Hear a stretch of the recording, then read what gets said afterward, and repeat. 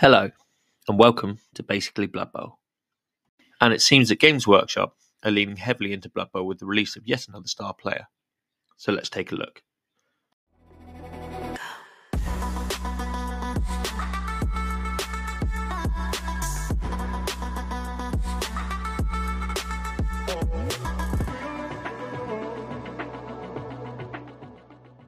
Now, it has to be said that being a Blood Bowl player is to be in a great place at the minute. Maybe not quite in the bank balance, mind you. But with the newly released chomps and a raft of star players, this small little specialist game seems to be getting even more attention than 40k at the moment. And this fine form continues with the miniature reveal of Guffle Pusmaw. So, Guffle was spotlighted all the way back in Spike 3, and it seems that Games Workshop is finally working to tie up all the star players have announced. So let's take a look at the model. Now, Guffle's claim to fame is the massive mouth he has for a belly, a Nurgle mutation, and the model really leans into this, with nearly half the model devoted to this gaping maw. In all honesty, it's an okay model, leaning close to Balrog vomit flesh slightly.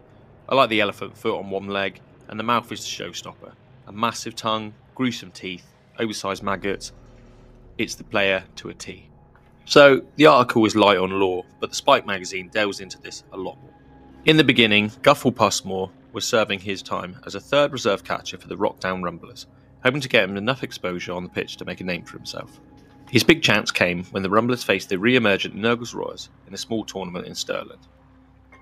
Brought on late in the game due to the loss of several of the more experienced catchers, Guffle is the first to admit that he failed to shine, though argues that the fault was not all his. The Rumblers' thrower wasn't on top form, discomforted by the presence of the Rotters and unable to connect with any of the catchers throughout the game.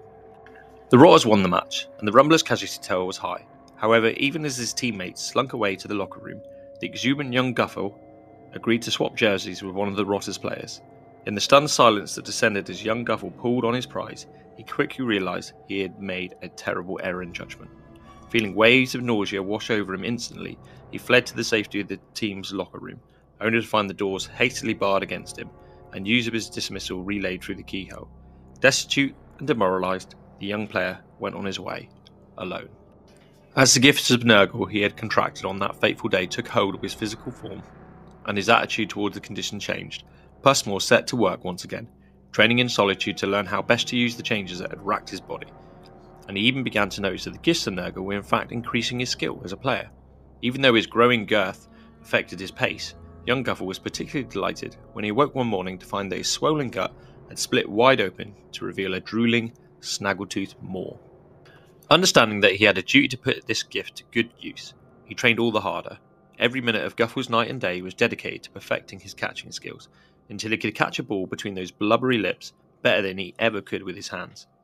In time, Guffle set out to find the Rotters, following them on their campaign trail until he caught up with them before trying out and proving the worth of his gifts to them. Signed on the spot, Guffle quickly became a mainstay of the new Rotter squad. His fame, like an outbreak of acne, exploded overnight. However, following a very public falling out between the increasingly egotistical Pusmaw and Rotter's fan favourite Tiddles the Cat, Pusmaw allowed himself to be swayed by the wildly erratic counsel of Lord Borak. The youngster decided that he had far more to offer on the road, playing for teams that need his unique gifts and are willing to make the most use of them. Back to the article, and as we can see, the new look Guffle Pusmaw stays true to the skills of the old version, with foul appearance, monstrous mouth, and plague-ridden, which was previously Nurgle's Rot. So in a nutshell, Guffle can re-roll a catch, gain a possible advantage in a block action against, and also possibly recruit a player from the opposition if Guffle happens to kill them. And if we look at his old stats, we can realistically expect him to retain movement of 6, strength of 3, agility of 4, and an armour value of 9.